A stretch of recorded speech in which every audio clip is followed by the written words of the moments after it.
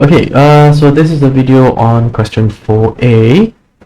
Okay, so 4a, let us just look at the question. This is going to be a question on electromagnetic induction. Okay, so I have a rectangular wire of coil 8 centimeters times 6 centimeters.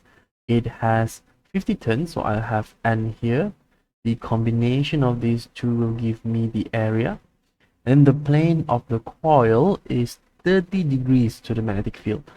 Okay, the plane of it. Okay, so let's say I have the plane over here. Let me just make it a bit thicker.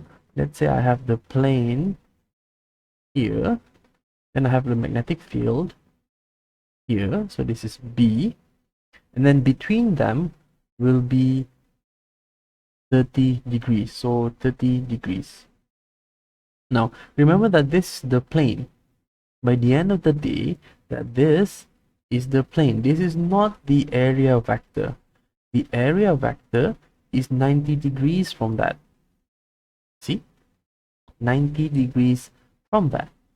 Okay, so that means the angle between the area vector and the magnetic field is actually 60 degrees. Okay, how do I get that 60? I simply minus, okay, so I'll just have 90 degrees minus 30 degrees. All right, okay, moving on. When the plane, sorry, a magnetic field of 2.8 Tesla, that's nice.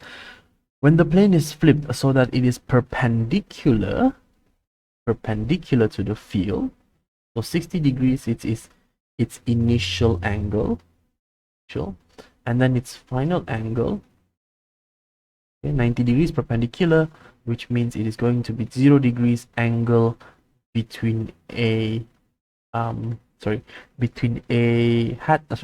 arrow and B arrow. Okay, you can think about it. Okay, now I have a different, let's say I have a different color, so afterwards the plane goes perpendicular and it will look something like that. So then the A would be going this way as well, and then you have it at 0 degrees. Okay, all right, so now the time given is 30 milliseconds. You have to calculate the change in magnetic flux linkage. So what is this magnetic flux linkage? Well, it is just a combination of all the magnetic flux. So magnetic flux, let me just write that down. So magnetic flux is just for a single coil. So B dot A cos theta. Okay, if I have the word linkage there, I have to multiply it by n, which just means total. So phi total is just n dA cos theta. N just simply refers to how many turns there are. Okay, so I can determine the change in the magnetic flux linkage by considering that the number of turns does not change, right? The magnetic field does not change, the area does not change, but the angle changes.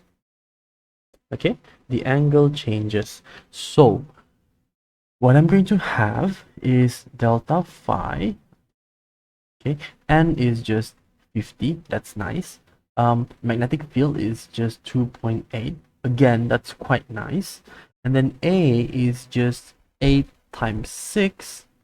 Okay, and then that whole thing I have to multiply by 10 power of negative 2 squared because it is in cm. Okay, and then my change in angle is going to be cos final, right? So cos 0 minus cos initial, which is 60 degrees. Okay, take a moment here to key it into your calculator. I'll tell you the answer in a bit. Okay, in a bit. So at this point, you should have your answer. Let's see if it matches. It should be 0.336 Weber. So that is my final answer. Again, I just want to remind you that the number of turns does not change, the magnetic field does not change, the area doesn't change. Only the angle changes. Okay. Now, induced EMF. Let's look at the second question. We're looking at induced EMF. So epsilon induced, okay, is simply, okay, the change in that magnetic flux linkage, right, divided by the time. Okay, so then I'll have delta phi over delta t. Okay, then I have 0.336 Weber, okay, divided by the amount of time, which is 30 milliseconds. So I'll have 30 times 10 power of negative 3.